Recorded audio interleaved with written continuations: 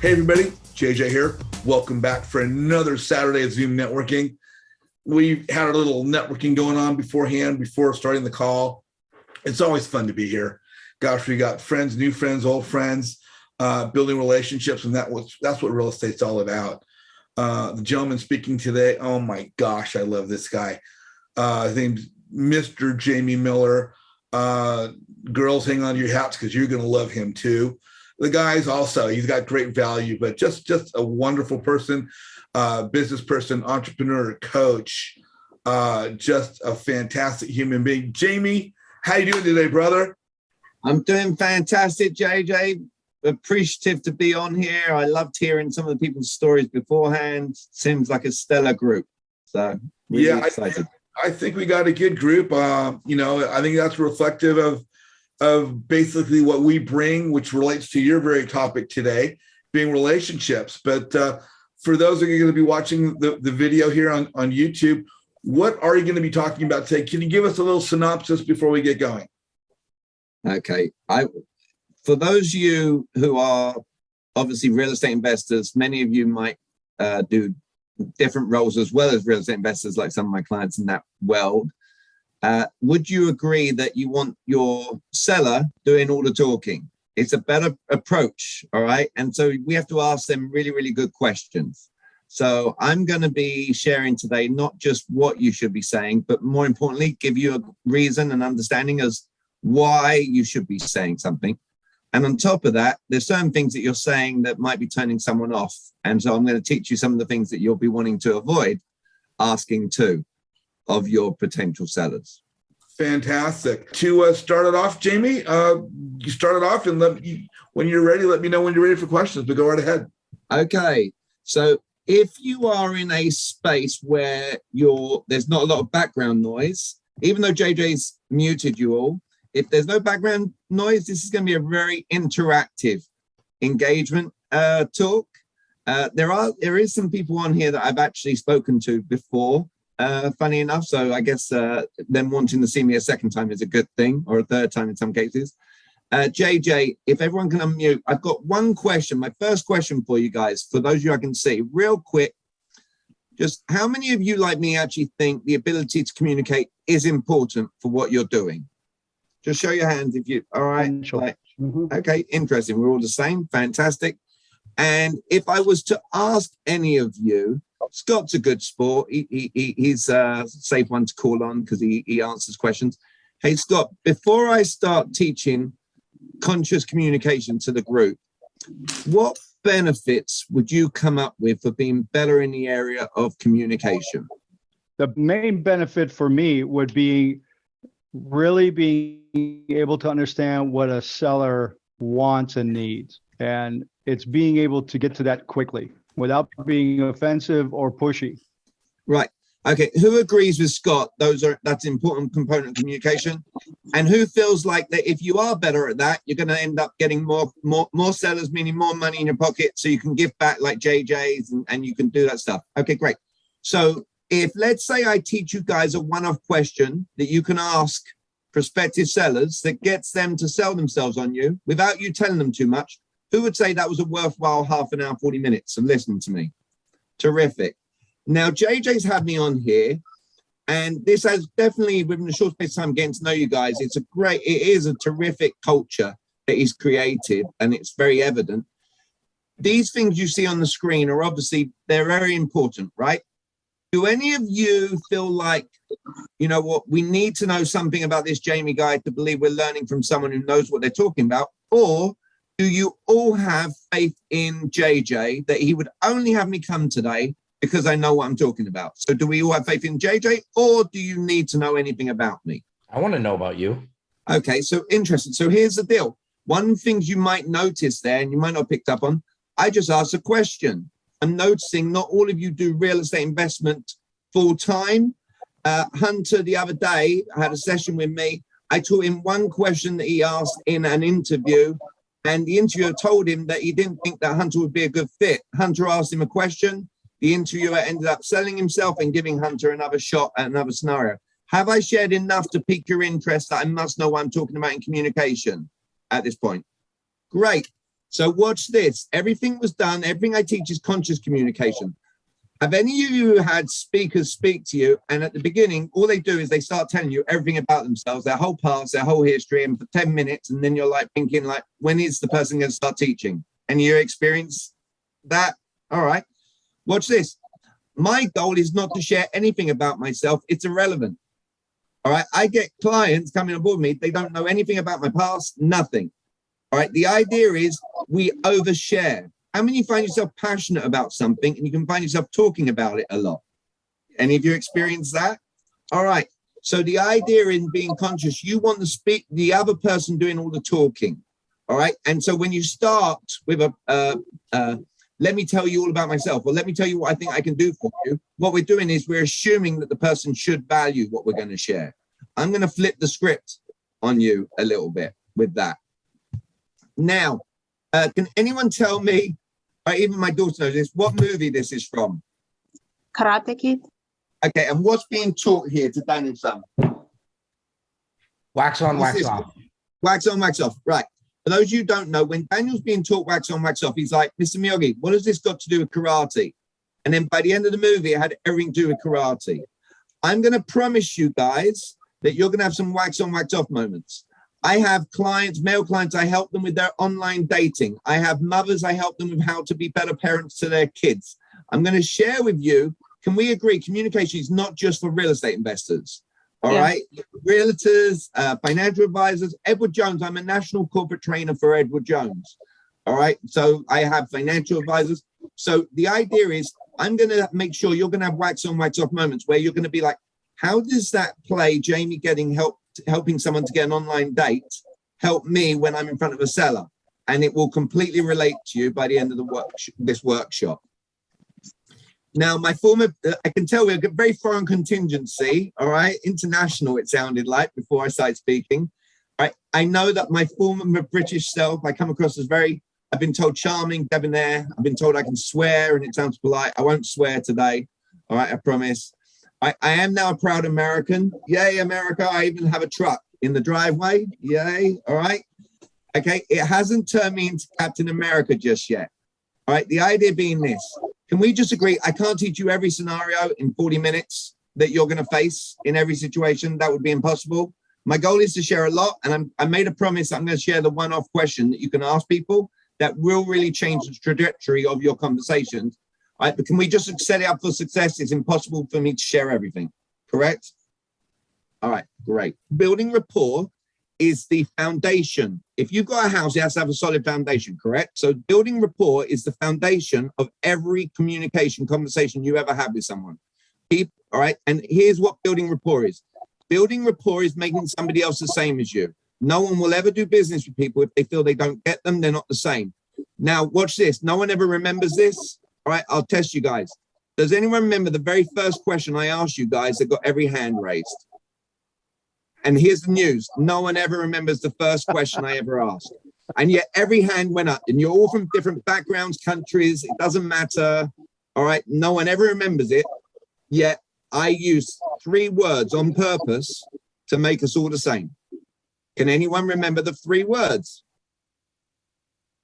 When you do this kind of stuff, by the way, on the phone, subliminally, you're making the other person the same as you very fast, and it's building rapport. These are the words that I use. Now, you don't have to say word for word, and you don't have to have a British accent, right? You can make it your own, but these are the 3 words that I use that got every hand raised.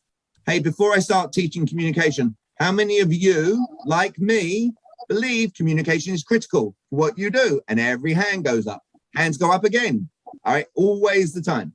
If I turn around to Yulia and I say, Yulia, are you like me? Do you value your time? What would you answer to that? Yes, absolutely. Yep. So if you don't know someone, go general. If I go to Sam, if you unmute yourself, cap backwards. All right. And I go, Sam, are you like me? Do you like it when people are transparent with you? 110%. I've never had someone say, no, please lie to my face. Never in the history of ever me asking that question. So here's the deal, guys. Go you like me, go general. Who wants to bring on a client in one meeting? All right. The more specific that you get with you like me, the more that you're going to elevate your chances of bringing on a client in one meeting. So for you guys, are you like me? Do you love the idea of being around people that look to help you out, that do it from an ethical standpoint and are looking out for the best interests of someone? And look at Yulia. Yulia's like, yeah, when you see their head do this, you could even call it out and be like, the fact you're nodding your head yes right now, fantastic. Oh, by the way, this is something I don't usually teach, but Amelia, look direct at me right now and watch this. Amelia, communication, the ability to communicate what I'm teaching, it's very important, isn't it? Yes, it is. Okay. I can get her head to nod just by me nodding my head. All right. The only person who ruined that for us, by the way, is Bill Clinton, because he said, I did not have sex with that woman and I will absolutely cooperate with the authorities. All right. So that's, but the idea being is, guys, we can get people to do things by just doing this action. All right. You can see clearly how I can help you when you're in front of them, and they're going to be the fact you're nodding your head yes right now. I can see you get it. All right. Just as, and now I wasn't going to teach that today. Now, the more we want to make people the same, because a lot of you might send emails, and this is where real estate investors really come to me for. How do I email? How do I phone call? Look to the right-hand side of the screen. You'll see a Monica. Some of my clients, they get smiley faces after their names. Different story. But she wrote to me, good afternoon, exclamation mark, space, upside down question mark. Look at her ending, upside down question mark, thank you, period, upside down question mark. Now, I know people buy from people the same. Look at my response. I had to Google, how do you do an upside down question mark? Good afternoon, exclamation mark, space, upside down question mark. Look at my ending, upside down question mark, thank you, period, upside down question mark. If someone says to you, hey, and you say hello, you are different from that person. If someone uses the word children, you use the word kids, you are now different from that person. I'm not telling you lose your soul, all right, and become someone completely different. I'm just saying, if you want to resonate and have that feeling of this person being like, for some reason, this person gets me, all right, utilize some words that they throw at you. Is that new for any of you guys? I tell you what, we'll do the fortune builders. Boom. All right. If I teach you something you didn't know before, you can unmute yourself or write in the chat. Boom. All right. If you're not doing it. But this is what helps my clients to get responses that they weren't originally getting from people. All right. And obviously, I'm going to try and teach as much as I can. All right. How many of you, like me, have kids? Okay. If I want the other hands to go up, how many of you, like me, were ever a kid? All right. And now everyone is a good report. Right. Okay. You might. Okay. So I like my kids to do things around the house. It's a wax on, wax off moment for you guys. I never tell my kids what to do. All right. I get them to do it. And I say these words. I agree with you. I go into my interaction knowing what I want the outcome to be before I even get started. All right. I might, if JJ gives me a chance, I might show people how I read minds. All right. And I did it with JJ the other day. Maybe we'll get a chance to do that. But here's the conversation I have with my daughter and my son. Kids, do you love it when daddy's happy? Thankfully, they say yes. I then say, what is something that you could be doing around the house at this present moment that would make dad happy? And they say, cleaning our rooms, making our beds. And I say, I agree with you. If I want my daughter off her device, I say, Ruby, is it really good or really bad to be on your device too much? It's bad. Why? I'll end up with no friends, like a hermit with no social life in a room all by myself. Ruby, that sounds terrible. How would you feel in that situation? Oh, awful. So when it comes to your device, what are your thoughts? I should be on it a lot less. I agree with you. All right. If you're a parent and your kids do something naughty, you're turning around to them saying, what were you thinking? Why did you do that? Those are terrible questions. All right. And I promise you, some of you, if you're asking the question I think you're asking to your sellers, I'm going to really help you today. Now, the overshare.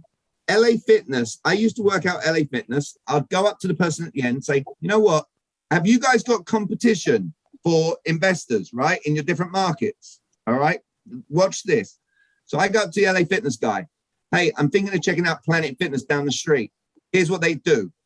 All right. They say, well, Planet Fitness, it doesn't have the swimming pool. It doesn't have the basketball court. It doesn't have the racquetball court. And it doesn't have the aerobics room with the punching bag. I'm like, great. Now you got me thinking I'm paying too much money. Why do I think I'm paying too much money? I don't use any of those things. The next time you go to a seller and you start telling them things that you think you can do for them, all right, if they don't value them, they're gonna say, I would like it for less. Realtors are some of the biggest amateurs at doing this. I can do this for you, this for you, this for you. Well, if I don't value that, can I get you for less than 3% commission?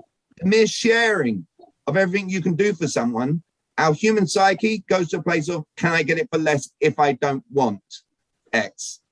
Right? Because you don't know if they value it when you just make statements. Now, the women on here, JJ was right about one thing. The women will like me for this one reason. Women are way better salespeople than men, hands down. All right. And here's if you were going to write down anything or play this tape back, it's for this. Everyone on the planet does things on emotions first. Anyone who thinks they're logical, they're not. Everyone on the planet does things on emotions first, and then afterwards they justify it with logic. But you are doing the most emotional sale on the planet in terms of helping someone out of a very sticky situation. If you try and make it logical, right, you're missing the boat. I'll give you an example. Let's say I sold trucks, all right? And someone comes to my truck dealership. Do you have a gray truck? Yes, sir. Come right this way. Let me show you it. That's logic. They've asked. I've shown them. Watch this difference. Do you have a gray truck here? Yeah, I do. I believe we do. Hey, before I go back there, why gray truck? Now I start going listening mode. Oh, my grandfather, he had this gray truck. My brother and I learned to drive in it. We took our first dates out in it. You can clearly see a big difference when I go back there and say, does this gray truck remind you of your grandfather's truck? Or because I gathered some information. Three things you want to do in a conversation to get the outcome. Gather information. That means we have to ask good questions. Garner understanding. No one likes being sold. Yet if you can get them to believe if they were in your shoes, they would be doing the same thing, they won't feel sold. And the third thing is predictability. All right. Every time I say, I'm a proud American, I drive a truck, I get laughter. Whenever you go into an interaction with someone and you know that what the outcome's going to be as a result of you saying something, and it's always good, keep going with that. I'm about to teach you the keys to the castle in communication. Whoever asks the questions leads the conversation. It can't be beaten up. Someone asked me a question. I'm not telling you to become politicians and never answer the question. I'm just saying if someone asks you a question, you just straight away answer it. You're not getting them to an emotional space. There are really good questions. There are really bad questions. All right. Here's a bad question for you to ask someone when you've never met them before. Ask your friends, ask people in this group, ask anyone you really care about that knows you. You can ask them, how are you? How you doing? Whatever you want to ask them, you can ask them that. But when you are cold calling a seller, all right, you do not want to be asking the question, how are you? And you're all programmed, just like you said the word practice, you're all programmed to say, how are you? If one of you called me up and said, how are you? I'll be like, well, since you asked, do you care? And you're going to say yes. And I'm going to start telling you about my whole entire day, about my dog, whether he's regular or what have you, because the questions that we ask, they get the outcome. Is that you following along with me? I'm not saying we don't care about people. I'm just saying there's better questions, better things. Who could see clearly if I did a you like me? All right, might be a better play than how are you at the beginning of a call. Hey, look, I don't know if you're anything like Scott, I don't know if you're anything like me, if you've ever had to call up someone that you've not spoken to before, it can be kind of interesting. Notice I didn't say negative connotation. It upsets everyone. I said it can be kind of interesting. It's going to be like, yeah, I've had to do a call or two to people that I've never spoken to before. All right. There's other things that you'll want to do, but that's just an example, guys. All right. Does that make sense? There's no such thing as a script, by the way. Any of you that are given a seller call in lead sheet, how many of you want to be authentic? You want to believe you're authentic? Okay. If you've been given a script, you're not authentic. I'm going to let that sink in for a moment. All right. Be authentic. Here's a script. Anyone calls up cold and starts their calls to you. Hi, this is so-and-so with so-and-so. What's the first, even if you don't do it, what's the first inclination you want to do? Hang up. All right. So it doesn't matter if you've got the most golden opportunity in the planet. You believe you do. It's not what's coming across. All right. Because you're All right, so there's better approaches, more conscious approaches. Now, here's the reason Noah Harris hired me. I can't do justice in sharing how big shot he is, but he does very well for himself. But here's the question. How many of you are asking a seller, what do you think your home is worth?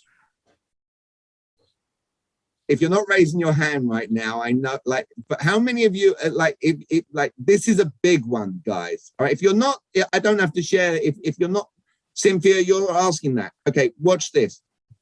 When you're asking someone, what do you think your home is worth? Right, you are now giving a person who's not the expert an ability to justify to you, all right, what they think. And it's not helping you to get to the I agree with you, all right, of your conversation. In fact, you now have to argue and dispute. It's like when a realtor says, the seller says, I think my home's worth X, and you say, why do you think that? That, again, is an amateur approach to that scenario, all right? If someone says something objectionable to you, you do not want to say, why do you think that? And you certainly don't want to be the one up front proactively saying, what do you think your home is worth? Who can clearly see that's a big no-no? If it's in your set, it's in every seller calling lead sheet that's ever been shown to me. That question is in there. All right. Oh, and by the way, the whole point of a call to someone, since Scott was talking about phone calls, if you guys are doing a discovery on the phone for a long discovery, how many of you, like me, do not like long cold calls? All right. If 90% of your call is about discovery and then 10% is about an actual meeting, you need to flip that. The only thing you should be selling on the phone is a meeting.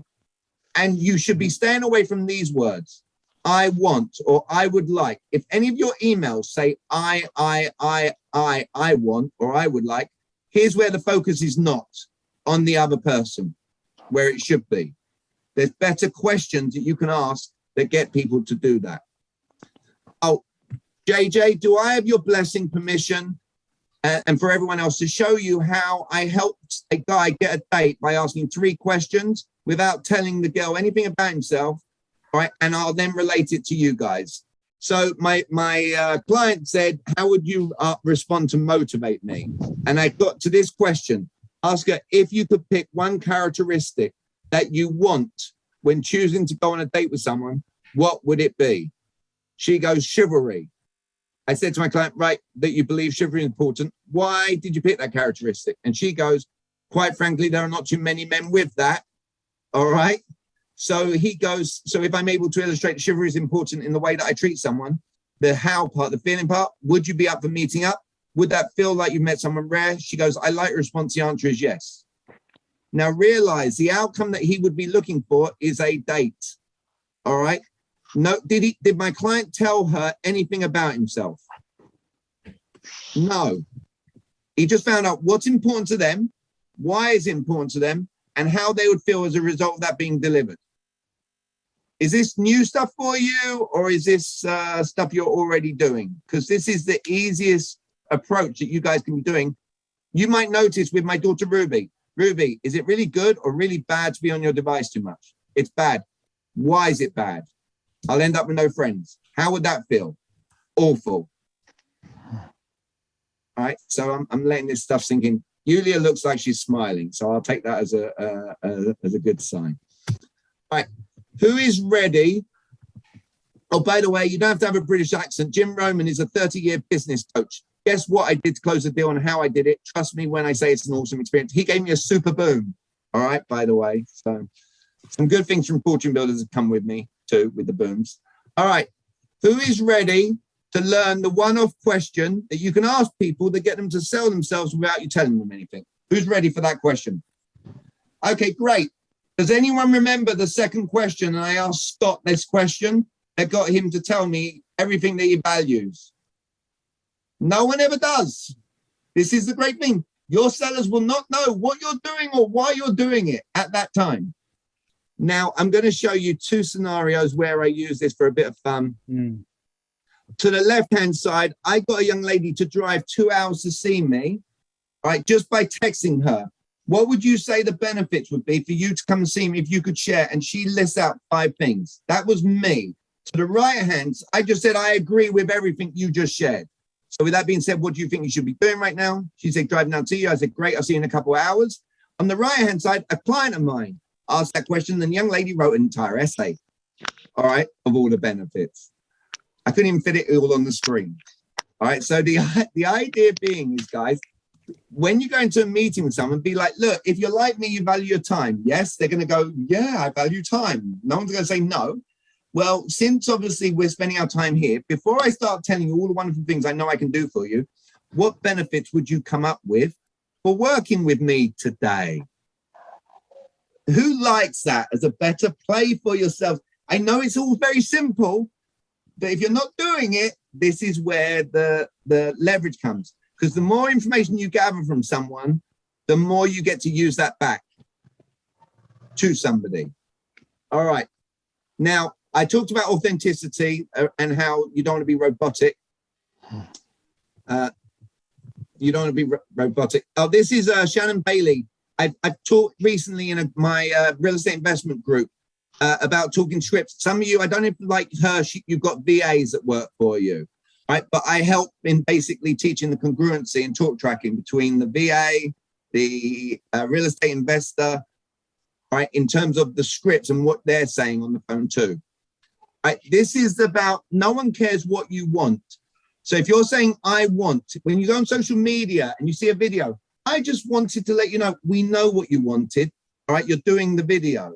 Right. And if you say, I want someone, if your kids came, if you're ever a kid or you have kids and you're at the grocery store and they turn around to you and they say, I want candy at the register, what does every parent on the planet say at that moment? No, you're not getting. Oh. We don't care what our own kids want. What chance do we have of complete strangers caring what we want? If my daughter comes up to me and says, Dad, I want a cell phone when she was 8, I'll be like, no, your brother didn't get one till he was 12. Watch this. What if she knew to come up to me, and she knows now, but what if she knew at the time to come up and say, Dad, Julian knows where I'm going with this already. Dad, do you care about my safety? If she started with that communication, I'm not going to sleep at night if she knew how to leverage that play with more questions. All right. Now, I've seen on your group, and I'm going to help you guys out, elevator pitch, networking. All right. Scott, if I come up to you and say, what do you do? And I've already told you what I do, and it just says Scott.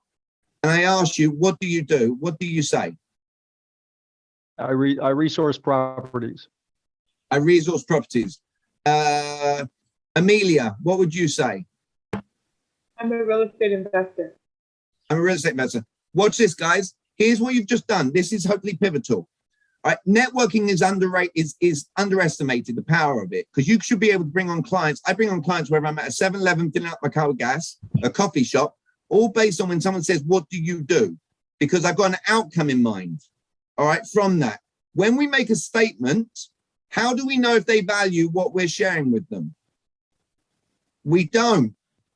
So watch this. All right. If I role play, Amelia, I'm going to get Amelia to want to meet with me. Amelia, unmute yourself. Watch this, guys. It's this simple. Amelia, let's role play. Just say, Jamie, what do you do? Jamie, what do you do? Oh, Amelia, now that's an interesting question. All right, look at the smile, predictability. It always will come on their face. I've not even started with an eye yet. Do you know, for some reason, Amelia, my clients seem to share that what I do is super important. Would you say that the ability to communicate is important? I believe so. I believe so. Hey, I'm always just curious. Why would you say so? That's the way humans communicate. Do you know what's interesting? The irony, I haven't even shared what I do yet. Based on what you just shared, it's very important. Look at Yulia's head like, oh my God, I love this. All right. So, and then I'll say, hey, let's say I knew things factually, Amelia, that you didn't currently know around communication. Would that at least be worth having a coffee next week? That sounds like a good idea. Right. Have you ever been to one of these things and you didn't get, I think they call it the term ghosted. All right. Like you hand a business card and then you have to come up with some glorious email. I tell you what, technology is amazing. If it goes in my calendar, it happens. Have you got your phone on you? Great. I tell you what, I've got this neat coffee place. If you've never been there, it's amazing. On me next week. How does your Tuesday look? And I book the meeting there and then within 2 minutes. Here's the deal, guys. Here's what you didn't pick up on. I pose questions. I didn't start going rattling off everything I can do for them and what I hope and pray they value.